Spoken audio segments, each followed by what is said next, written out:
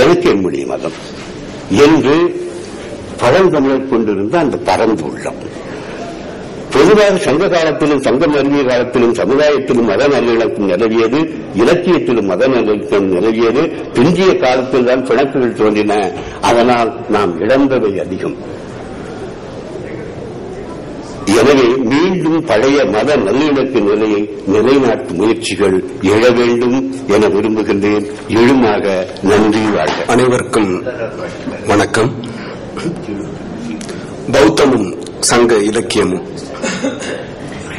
கிமு 3ஆம் நூற்றாண்டளவில் பௌத்தம் தமிழகத்திற்கு வந்துவிட்டது என்று சி. மீனாட்சி, மயிலை சீனி வெங்கடசாமி, டி.என். வாசுதேவ ராவ் முதலியோர் குறிப்பிடுகின்றனர்.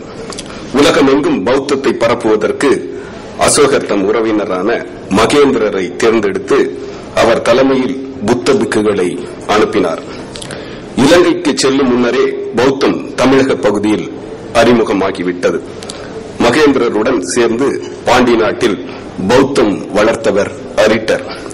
அரிட்டர் பெயரால் அரிட்டாப்பட்டி என்னும் ஊர் மதுரையில் இன்றும் உள்ளது. தொடக்க கால பிராமி கல்வெட்டு இவ்வூரில் உள்ளதும் கவனிக்கத்தக்கது. அதில் பௌத்த பெயர் இடம்பெற்றுள்ளமையும் கவனிப்பிற்கு உரியது. கிமு 3ஆம் நூற்றாண்டு முதல் 17ஆம் நூற்றாண்டு வரை பௌத்தம் தமிழகத்தில் மலர்ச்சியுற்றிருந்தது. கிமு 3ஆம் நூற்றாண்டைச் சேர்ந்த அசோகரின் பாறை கல்வெட்டுகள் சேர சோழ பாண்டியர்கள், தாமிரபரணி, சத்தியபுத்திரர் ஆகியோரை தமது அறவெற்றிக்கு உட்பட்ட பகுதியினர் என்கின்றன. தாமிரபரணி என்பது இலங்கையை குறிப்பதாகும். மோரிய அரசன் பிந்துசாரன் தென்னகத்தை தாக்கிய நிகழ்வை சங்க இலக்கியங்கள் பதிவு செய்துள்ளன. இவனுடைய தந்தை சந்திரகுப்தன் தெற்கே மைசூர் வரை ஆட்சி செய்தான். தமிழ்நாட்டில் இவனும் ஊடுருவி இருக்கக்கூடும். மகாவம்சத்தில் குறிப்பிடப்படும் இலங்கையை ஆண்ட நாக அரசன் தத்தகமணி அபயா தாம் கிமு 1 நூற்றாண்டில் கட்டிய மகா விகாரைக்கான அடிக்கல் நாட்டு விழாவிற்கு அழைக்கப்பட்ட 14 பௌத்த சங்க மையங்களில் ஒன்றாக பல்லவ போகா குறிப்பிடப்படுகிறது. பல்லவ போகா பல்லவ நாடான காஞ்சிபுரம் அல்லது தொண்டை மண்டலத்தை குறிப்பதாகலாம் என்பர். யுவான்சுவாங் காஞ்சிபுரத்திற்கு கிபி 640 வந்து பல ஆண்டுகள் தங்கியிருந்த போது அசோகரால் காஞ்சிபுரத்தில் நாட்டப்பட்ட ஸ்தூபியை அவர் கண்டதாக குறிப்பிடுகிறார். காஞ்சி 20 மைல்கள் தொலைவில் துறைமுகத்தை கொண்டிருந்தது என்றும் கூறுகிறார். கூறும் செப்பேடுகள் அசோகவர்மன் என்பொரு தொடக்க கால பல்லவ அரசனை குறிப்பிடுகின்றன. அசோகரது கல்வெட்டில் புலிந்தர்கள் அவரது ஆட்சி பரப்பின் தென்கோடி பகுதியினராக குறிக்கப்படுகின்றனர். புலிநாடு, புலியூர் கோட்டம் ஆகிய தொண்டை மண்டல பகுதிகளை இது நினைவூட்டுகிறது. புலியூர் கோட்டத்து குன்றத்தூருக்கு அடுத்து உள்ள புத்த வீடு என்னும் ஊரில் உள்ள புத்த தடயங்களும் இதனை உறுதிப்படுத்துகின்றன. திருக்கோயிலூருக்கு அருகில் உள்ள ஜம்பை என்னும் இடத்தில் கண்டறியப்பட்டுள்ள தமிழ் பிராமி கல்வெட்டு இதற்கெல்லாம் உறுதியான சான்றாக அமைகின்றது. அதன் தமிழ் வடிவம் வருமாறு: சத்தியபுத்தோ அதியன் நெடுமா நஞ்சி ஈத்த பழி. அதியமான் நெடுமா நஞ்சியினால் துறவி ஒருவருக்கு அளிக்கப்பட்ட பள்ளி என்பது இதன் பொருள். கோவலூரை ஆட்சி புரிந்து வந்த மலையமான் மரபினனான திருமுடிக்காரியை வென்று அந்த பகுதியில் இந்த படுக்கையை அதியமான் செய்திருக்கிறான். சத்தியபுத்தோ என்கிற சொல் அசோகர் கல்வெட்டில் காணப்படுகிறது. அது பாலி மொழி சொல்.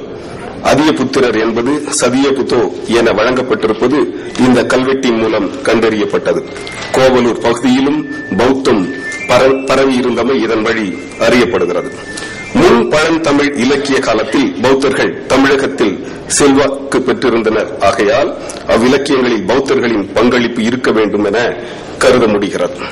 இளம்போதியார், தேராதரன், சிறுவன் தேரையார், ஐயாதி சிறுவன் தேரையார், கோதமனார், சங்கவருணர், நாகன், நாகை ஆகிய பெயர் கொண்ட புலவர்களது பங்களிப்பை முதன்மையாக இங்கே குறிப்பிடலாம். பௌத்த காப்பியமாக்கிய மணிமேகலையின் ஆசிரியர் சீத்தலை சாத்தனார் எனும் பௌத்தர் என்பது வெளிப்படை. சாத்தன் என்ற பெயர் கொண்ட புலவர்கள் முன் பழந்தமிழ் இலக்கியங்களில் காணப்படுகின்றனர். அவர்களை பௌத்தர்களாக கருதுகிறார் மயிலை சீனி வெங்கடசாமி. சாஸ்தா என்பது புத்தருக்குரிய பெயர்களில் ஒன்று. சாத்தன் இச்சொல்லின் திரிபு வடிவம். கேரள நாட்டு சாஸ்தா கோயில்களுக்கு சாத்தன் காவுகள் என்பது பெயர். பூஞ்சோலைகளில் அமைக்கப்பட்டிருந்த பௌத்த மையங்கள் சங்காராமம், சங்க கூட்டல் ஆராமம் என்று பண்டைய நாளில் அழைக்கப்பட்டன. அவையே இன்று சாத்தன் காவுகள் எனப்படுகின்றன என்பார் மயிலை. அழகர் மலையில் பிராமி எழுத்துக்கள் காணப்படுகின்றன. அங்குள்ள குளத்திற்கு ஆராமத்து குளம் என்று பெயர்.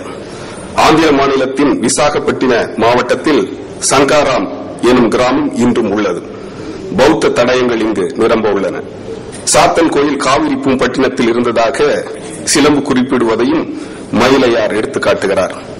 சாஸ்தா என்னும் வட சொல்லுக்கு ஐயன் அல்லது ஐயனார் என்பது பொருள். சாஸ்தா என்பதற்கு சாஸ்திரங்களில் வல்லவர் என்பது பொருள். புத்தருக்கு மாசாத்திரன் என்றும் பெயர். முன் பழந்தமிழ் இலக்கியங்களில் வரும் சாத்தன் என்றதன் அடியாய் பிறந்த பெயர்கள் பௌத்தர்களை குறிக்கும் பெயர்கள் என இதன் வழி பெற முடிகிறது. நற்றிணை, குறுந்தொகை, அகநானூறு, புறநானூறு ஆகிய 4 தொகை நூல்களிலும் 35 புலவர்கள் இவ்வகை பெயர்களை கொண்டுள்ளனர். இவர்களால் மொத்தம் 84 பாடல்கள் பாடப்பெற்றுள்ளன. இவற்றில் 62 பாடல்கள் அகத்திணை சார்ந்தன, 22 பாடல்கள் புறத்திணை சார்ந்தன. 62 அகப்பாடல்களில் குறிஞ்சி 17, முல்லை 10, நெய்தல் 13, மருதம் 5, பாலை 17. பாலை திணையில் உள்ள 17 பாடல்களில் நற்றிணை பாடல்கள் 4, குறுந்தொகை பாடல்கள் 2, அகநானூற்று பாடல்கள் 11. இவற்றில் ஒரு சில பாடல்களை இங்கு உதாரணமாக காணலாம். சீத்தலை சாத்தனார் பெயரில் அமைந்துள்ள பாடல் கூறும் பொருள் வருமாறு: பொருள் வயிற் பிரிந்த தலைவன் குறித்த காலத்தில் வாராமல் காலம் தாழ்த்தினான். தலைவர் தம்மிடம் அருள் கொண்டு விரைந்து வருவார் என தேற்ற முற்படுகிறாள் தோழி. அதற்கு தலைவி, நம்மினும் பொருளே காதலர் காதல் என கூறி காதலனுடைய காதல் பொருள் மீது தானே தவிர என் மீது அல்ல என்பது கூட உனக்கு தெரியவில்லையே என்று தோழிக்கு எடுத்துரைத்து ஆணின் பொருள் அறத்தை நகைப்புக்குள்ளாக்குகிறாள். சாத்தந்தையார் பாடிய நற்றிணை பாடல் தலைவன் பிரிய போகிறான் என்று தலைவி உணர்ந்து வேறுபட்டமையை அத்தலைவியிடம் சொல்லி தோழி செலவை தடுத்தல் பற்றி கூறுகிறது. மலைபோல் அடுக்கிய நெற்கூடு நிரம்ப நெல் கொட்டி வைக்கப்பட்ட தாய் வீட்டை விட்டுவிட்டு ஞாயிறு கொளுத்தும் சுரத்திடை உன்னை நம்பி இவள் வந்தாள். நீயோ இவளை விட்டுவிட்டு பொருள் தேடப் போகிறாய். இது தெரிந்தவுடனேயே அவளது வளையல்கள் கழன்று விழுந்தன. இனி என்னாகுமோ என்கிறாள். தன் வீட்டு செல்வச் செழிப்பை மதிக்காமல் உன் அன்பை மதித்து வந்தாள் தலைவி. அப்படிப்பட்ட அவளது அன்பை மறந்து பொருள் தேடச் செல்கிறாயே என அவனுக்கு அறிவுறுத்தப்படுகிறது. பேரிசாத்தன் பாடிய குறுந்தொகை பாடல் வருமாறு: ஒரு வழி உளறிய அம்தளி மாத்து முறிகண்டன்ன மெல் என் சீரடி சிறுவசும் பாவையும் எம்மும் உள்ளார் கொடியர் வாழி தோழி கடுவன் ஊழூறு தீம்கனி உதிர்ப்ப கீழிருந்து ஓர்ப்பன ஓர்ப்பன உண்ணும் பார்ப்புடை மந்திய மலை இறந்தோரை. பொருள்: மாமரத்து குழந்தை போன்ற மென்மையான பாதங்களை கொண்ட இளம் குழந்தையையும் என்னையும் நினைக்காமல் ஆண் குரங்கானது மரத்தின் மீதே முதிர்ந்த இனிய பழங்களை உதிர்க்க அந்த மரத்தின் கீழே இருந்து அவற்றை ஆராய்ந்து உண்டுகின்ற குட்டிகளை உடைய பெண் குரங்குகளை உடைய மலை கடந்து செல்கிறாரே அவர் வாழி தோழி. கிண்டல்: அன்பின் வழியில் சேர்ந்து வாழும் குரங்குகளுக்குள்ள பண்பு கூட இல்லாமல் மனிதர் பொருள் தேடி அலைந்து அன்பை இழக்கிறார்களே வீணாக என்று அறிவுறுத்துகிறது இப்பாடல். இவ்வகையான பாலை திணை பாடல்களுக்கும் புறநானூற்று வாகை திணை பாடல்களுக்கும் தொடர்பு இருக்க வேண்டும் என தோன்றுகிறது. வாகைதானே பாலையது புறனே தாவில் கொள்கை தத்தம் கூற்றை பாகுபட மிகுதிப்படுத்தல் என்ற தொல்காப்பியம். இதற்கு இளம்புணர் தரும் விளக்கம் கவனிக்கத்தக்கது. பாலை தனக்கென ஒரு நிலமும் இன்றி எல்லா நிலத்திலும் காலம் பற்றி பிறக்கிறது. வாகை எல்லா நிலத்திலும் எல்லா குலத்திலும் காலம் பற்றி நிகழ்கிறது. இரண்டிலும் காலம் போது. பாலை அடுத்தது பாலை ஒத்தார் இருவர் புணர்ச்சியினின்றும் புகழ்ச்சி காரணமாக பிரிதல். வாகை தன்னோடு ஒத்தாரினின்றும் நீங்கி புகழ்படுதல். இரண்டையும் புகழ்ச்சி காரணம்தான். பாலைக்கென்று தனி நிலம் இல்லை, குறிஞ்சியும் முல்லையும் முறைமையில் திரிவது